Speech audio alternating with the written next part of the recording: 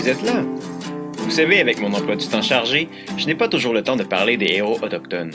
Heureusement, aujourd'hui, je vais vous faire connaître celui qui a non seulement découvert le minerai de fer à Shefferville, oui, le minerai de fer à Shefferville, mais qui a aussi écrit un livre sur la culture Innu.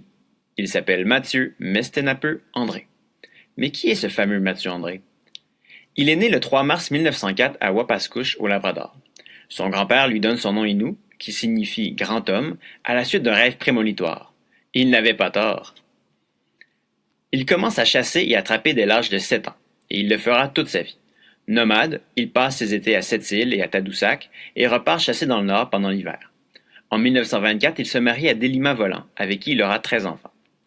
Préoccupé par le sort des Inuits, il a occupé le poste de chef de bande pendant 18 ans à Ouachat et Matimekouche, une période pendant laquelle il perd graduellement confiance envers le gouvernement canadien. Il sera l'un des premiers Inuits à critiquer ouvertement l'impact des décisions du gouvernement sur les peuples autochtones. Il se déplore de voir ses semblables dépérir, de voir sa culture disparaître. Au cours de ses voyages, il fit une découverte étonnante. Alors qu'il chassait dans les environs du lac Nob, près de ce qui deviendra Shefferville, il découvre des pierres riches en fer et décide de les montrer à un géologue pour les faire analyser. Il servira ensuite de guide à plusieurs reprises pour les expéditions qui confirmeront la présence d'un énorme gisement de fer dans la région. Le développement de l'industrie minière mènera à la création de Shefferville. Malheureusement, il n'aura que peu de reconnaissance pour sa découverte et son travail.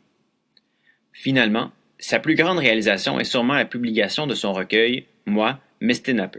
Ce livre rassemble toutes ses connaissances sur la vie en forêt, ses aventures et les traditions des Inuits. Il en profite aussi pour dénoncer le mode de vie moderne, la pollution et la destruction de la nature. De plus, au cours des années 70, il a participé au tournage de vidéos témoignant du mode de vie traditionnel des Inuits. Les vidéos portaient entre autres sur la chasse au caribou, l'orientation en forêt et la fabrication de raquettes. Mathieu André a laissé une marque indélébile sur la côte nord. De nombreux de ses petits-enfants habitent toujours à Matimekouche, tout près de Shefferville, la ville qui n'aurait pu exister sans lui. Il a toujours eu à cœur de préserver sa culture d'origine. Le livre qu'il laisse en héritage est un véritable trésor. Il relate autant ses expériences personnelles qu'un savoir millénaire passé de génération en génération. Un livre qui est considéré, encore aujourd'hui, comme l'un des derniers dépositaires de la culture Innu. En quelques minutes, nous aurons découvert l'œuvre d'un homme plus grand que nature. Un homme qui aura agi pour améliorer les conditions de vie des Inuits, mais aussi pour conserver leur savoir.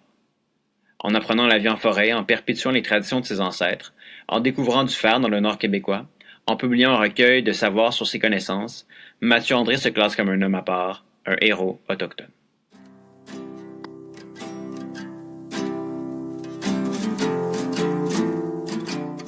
Created using Powtoon.